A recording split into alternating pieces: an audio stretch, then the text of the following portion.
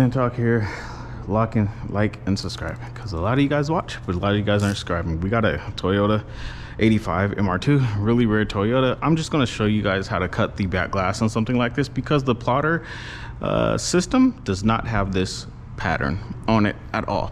When you get under the 80s cars, or under the 90s cars, you just don't have these patterns. This is a one-of-a-kind car also, so it is a rarity. So what I do, this is a 30-inch roll. If you have a 20-inch roll, you won't even have to deal with this problem here. That's kind of why I'm showing you on the 30-inch roll. But if you had a 20-inch roll, you'd probably had no overhang, no slack. So what I did was place this 30-inch roll above here. I made a relief cut right here, and I'm just going to continue this on. So you don't really need a light on this one, because the rubber seal is going to show you where to cut it.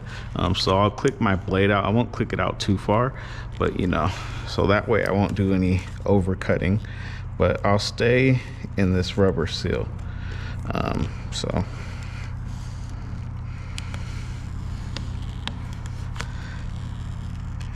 boom, and that way I can relieve this area over here.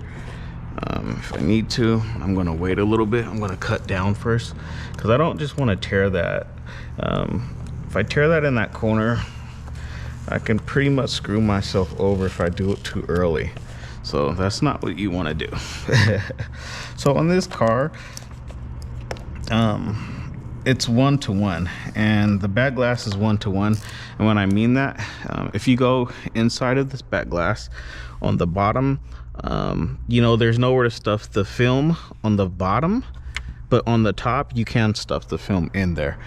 So you can cut it exactly like how the rubber goes, right on the rubber. You don't have to overlap or trying to do any guesstimation cuts. You can just cut it right on the rubber and you shouldn't have any problems. So now I'm going to tear this piece off, and now I can pretty much cut this little side piece right here.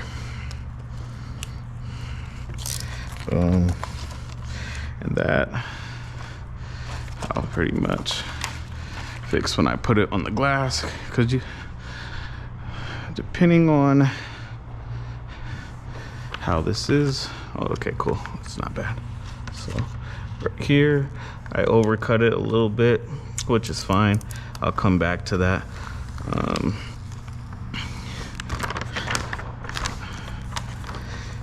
It's cool. I'd rather leave more slack on than not, because you don't leave any slack, you're gonna have a big old light gap and you're gonna be screwed. So that's gonna suck big time. So boom.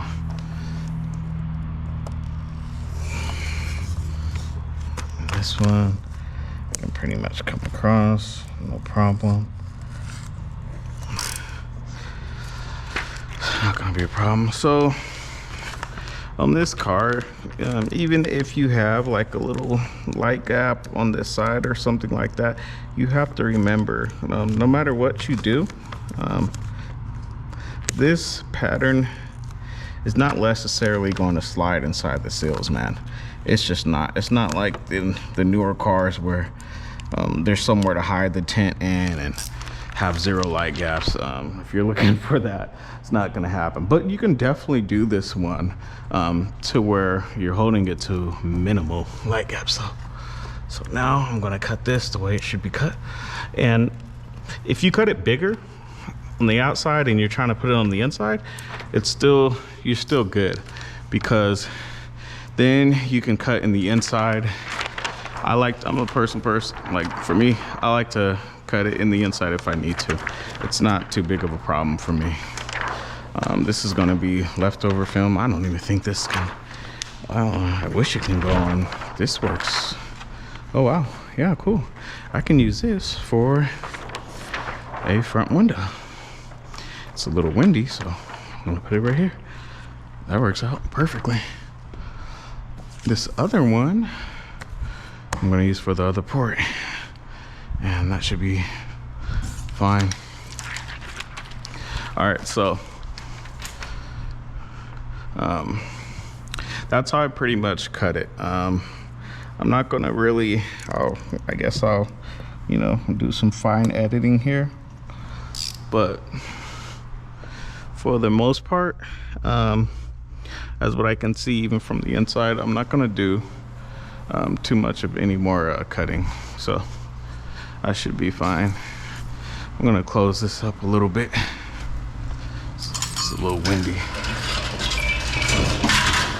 Then I don't know if people are.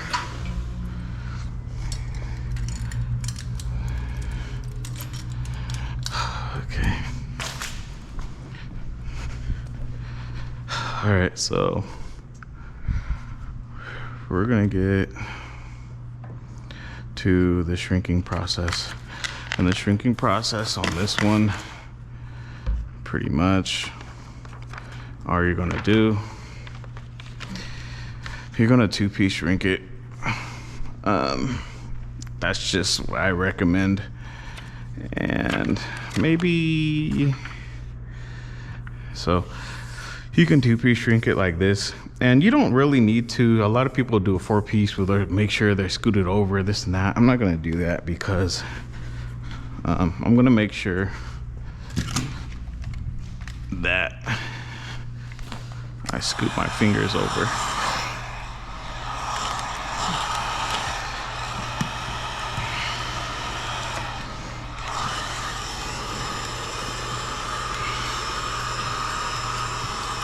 So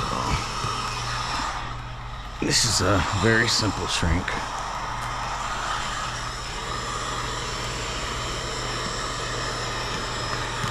Very, very simple.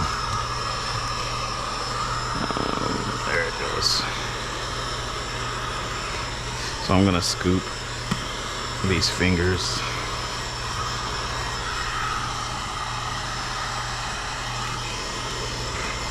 Boom. No problem. And this side.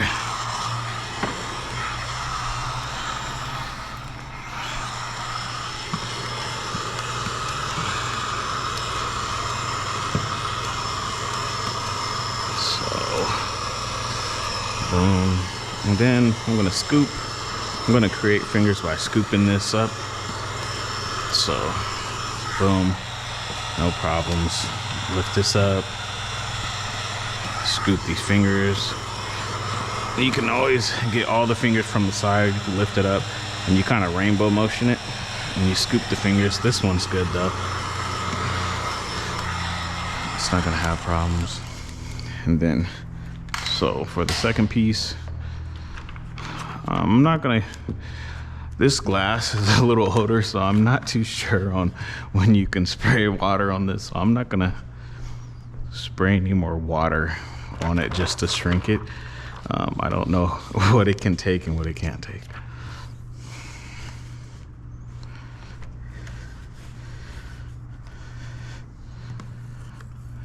Then, so same thing.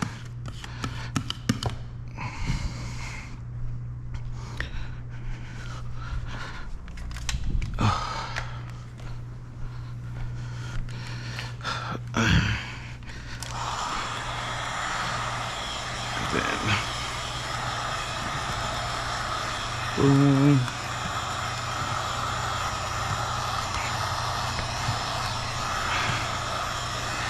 And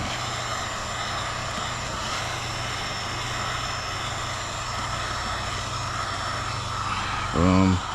Very simple. I'm gonna scoot these fingers over, make sure they come out. Come back to the other side.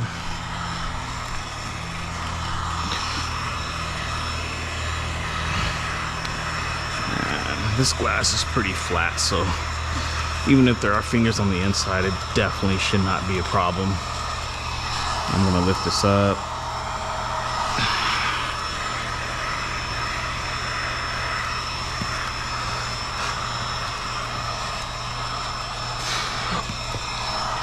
And that's pretty much it.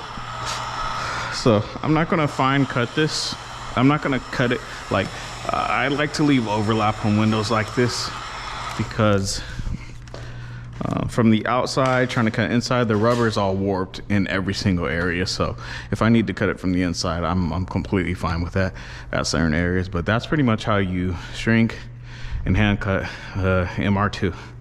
So like, subscribe, you guys. See you next time.